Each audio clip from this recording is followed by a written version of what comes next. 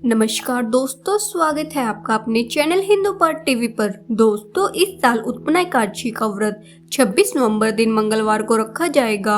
इस दिन व्रत रखकर भगवान विष्णु की विधि विधान से पूजा की जाती है। जिन लोगों को एकादशी व्रत का प्रारंभ करना होता है वे उत्पन्ना एकादशी से इसकी शुरुआत करते हैं, क्योंकि इस दिन ही देवी एकादशी की उत्पत्ति हुई थी। वैदिक पंचांग के अनुसार मार्गशीर्ष या अगवन मास के कृष्ण पक्ष एकादशी तिथि को उत्पन्ना एकादशी कहते हैं। इस दिन पूजा के समय उत्पन्ना एकादशी की कथा अवश्य पढ़ते हैं। इससे व्रत पूर्ण होता है और इसका महत्व भी पता लगता है।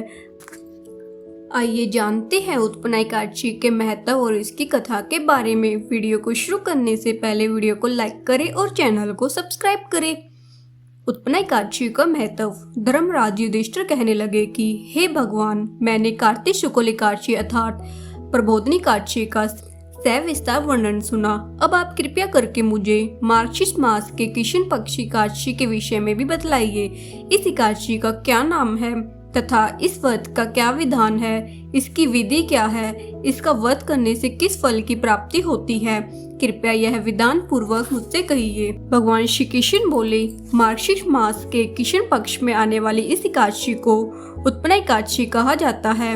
यह व्रत शंखोदार तीर्थ में स्नान करके भगवान के दर्शन करने से जो फल प्राप्त होता है उसके बराबर पुण्य मिलता है। व्रत करने पर भक्त को चोर, पाखंडी, पर स्त्रीगामी, निंदक, मिथ्याभाषी तथा किसी भी प्रकार के पापी से बात नहीं करनी चाहिए। इसका महत्व मैं तुम्हें सुनाता हूँ, तुम ध्यान पूर्वक सुनो। उत्पन्ना एकादशी की व्रत कथा।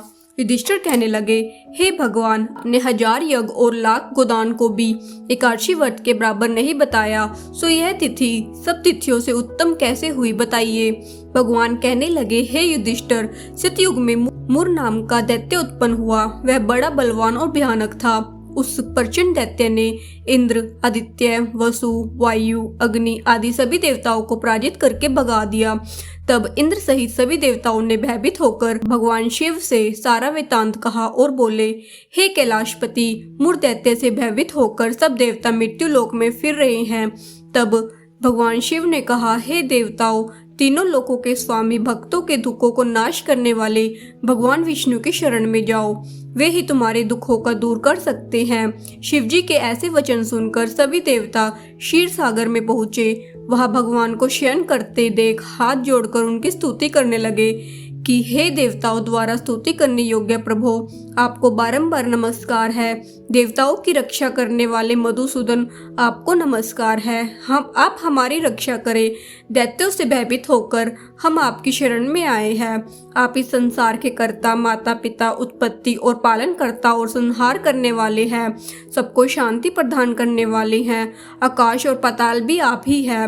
सबके पितामह ब्रह्मा, सूर्य, चंद्र, अग्नि, सामग्री, होम, आहुति, मंत्र, तंत्र, जप, यजमान, यज्ञ, क्रम, कर्ता, भोक्ता भी आप ही है।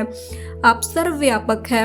आपके सिवा तीनों लोकों में चर और अचर कुछ भी नहीं है। हे भगवान, दैत्यों ने हमको जीतकर स्वर्ग से भ्रष्ट कर दिया और हम सब देवता इधर उधर भागे भागे फिर रहे हैं। आप उन दैत्यों से हम सबकी रक्षा करें। इंद्र के ऐसे वचन सुनकर भगवान विष्णु कहने लगे कि हे इंद्र, ऐसा मायावी दैत्य कौन है जिसने सब देवताओं को जीत लिया है? उसका नाम क्या है? उसमें कितना बल है? उसके किसके आश्रय में है और उसका स्थान कहाँ है? ये सब मुझसे कहो। भगवान के ऐसे वचन सुनकर इंद्र बोले, भगवान, प्राचीन काल में नाड़ीजंग नामक राक्षस था। उसके महाप्रकर्मी और लोक विख्यात मुर नाम का एक पुत्र हुआ। उसकी चंद्रावती नाम की नगरी है। उसी ने सब देवताओं को स्वर्ग से निकालकर वह अपना अधिकार जमा लिया है। उसने इंद्र, अग्नि, वरुण, यम, वायु, ईश, चंद्रमा, नेत्रित आदि सभी स्थान पर अधिकार कर लिया है। सूर्य बनकर स्वयं ही प्रकाश करता है, स्वयं ही मेघ बन बैठा है और सबसे अजय है। हे असुर निकंदन, उस दुष्ट को मारकर देवताओं को अजय बनाइए। यह वचन सुनकर भगवान ने कहा, हे देवताओं, मैं शीघ्र ही उसका संहार करूंगा। तुम चंद्रावती नगरी को जाओ। इस प्रकार कहकर भगवान सहित सभी देवताओं ने चंद्रावती नगरी की ओर प्रस्थान किया।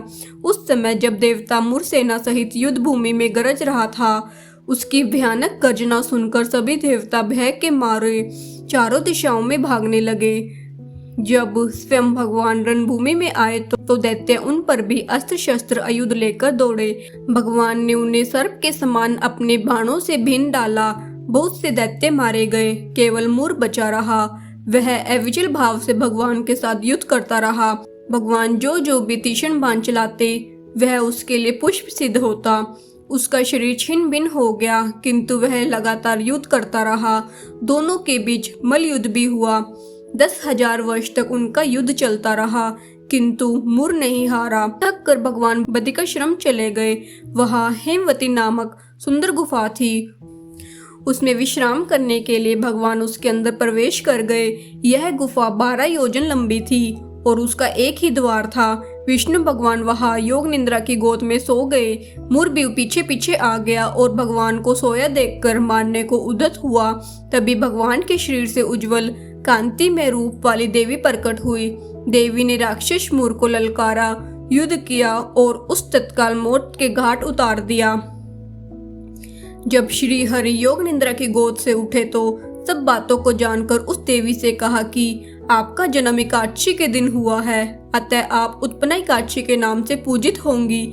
आपके भक्त वही होंगे जो मेरे भक्त है। जय श्री हरि।